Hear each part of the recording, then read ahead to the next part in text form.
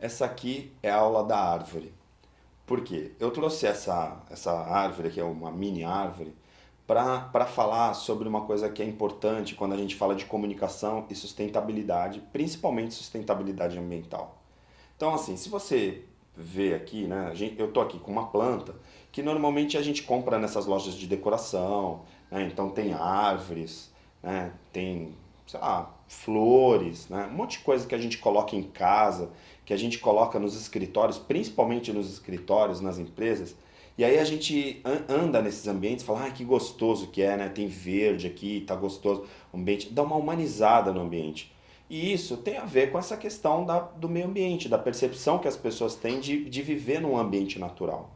A grande questão, e aí eu quero colocar para vocês, principalmente quando a gente vai falar sobre Leonardo Boff, né, que é um autor que tem uma visão mais crítica sobre essa questão do meio ambiente e sobre os recursos naturais, e hoje a gente vai falar um pouquinho sobre ele, é que assim, essa árvore e essas plantas, essas flores no escritório, na maioria das vezes são artificiais.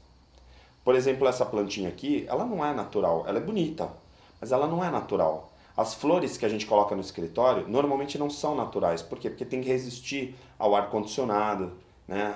Às intempéries de um escritório, à própria poluição do ambiente. Então veja que a gente acaba passando a ideia, né, de que a gente se preocupa com o meio ambiente e tudo mais, mas aí, no fundo, é só, né, aparência. A gente vai chamar isso de greenwashing, né, de a gente querer falar que é sustentável, que a gente se preocupa com o meio ambiente, mas na prática a gente não é. Então, quando a gente tem uma planta artificial, ou a gente tem como um jardim desse aqui, que é um jardim natural, são flores naturais, mas que ilustra um pouquinho esse raciocínio, esse pensamento do Leonardo Boff, né? Tem o livro Sustentabilidade, o que é, o que não é, que eu recomendo para vocês que leiam, né? Uma visão mais crítica, né, da sustentabilidade. Por exemplo, ele coloca a sustentabilidade como um conjunto dos processos e ações que destinam a manter a vitalidade e a integridade da Mãe Terra. Olha que legal, né? Quer dizer, ele chama o planeta de Mãe Terra, quer dizer, a percepção dele já é mais, né, de ecologia mesmo, uma coisa integrada com o meio ambiente.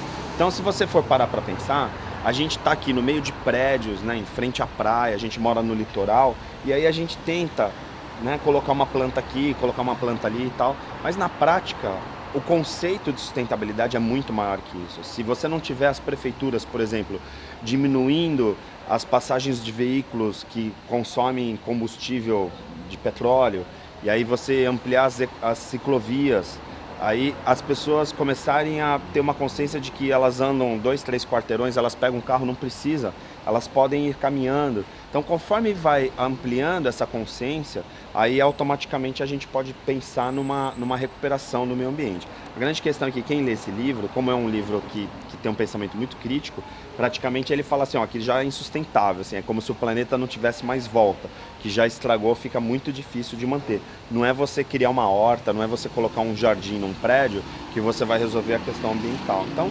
existem soluções, vamos dizer, paliativas, né, mas outras nem tanto. Então, se a gente pegar aqui, por exemplo, né, que ele coloca, um outro trecho, né, sem o cuidado de todos os elementos que compõem a vida, o próprio planeta, o desenvolvimento necessário e a sustentabilidade não teriam condições de se firmar e se consolidar. Então, na prática, se a gente não tiver o indivíduo, né, eu, você e as empresas, os gestores, empresa, na verdade, é o quê? É um conjunto de pessoas. Então, não é uma coisa assim que existe do nada, né? Que a empresa tá lá e surgiu do nada. Não, ela surgiu porque alguém desenvolveu, alguém criou, alguém começou a produzir, alguém extraiu o recurso natural para produzir o aço, para poder produzir o refrigerante, como eu já falei em outras aulas. Então essa preocupação, essa percepção é importante. Então eu estou sugerindo, né, nessa aula a leitura do Leonardo Boff, e aí eu trago o relatório, né, o fichamento do livro dele, mas se vocês tiverem condições de ler esse livro, vai ser muito importante para vocês poderem ter também essa percepção. Não que a gente tenha que ser crítico o tempo inteiro, mas a gente tem que entender essa leitura crítica, porque como a gente vai trabalhar nas organizações, ou você jornalista vai trabalhar numa redação, e aí vai ter que divulgar muitas vezes coisas positivas que são realizadas nas empresas ou nas organizações públicas, a gente também tem que ter uma leitura um pouquinho mais aprofundada para não simplesmente chegar e reproduzir o que falam para você como uma verdade, tá bom? Então, boa semana, não deixem de ler esse texto e os textos e materiais que eu estou disponibilizando para vocês e até a próxima semana.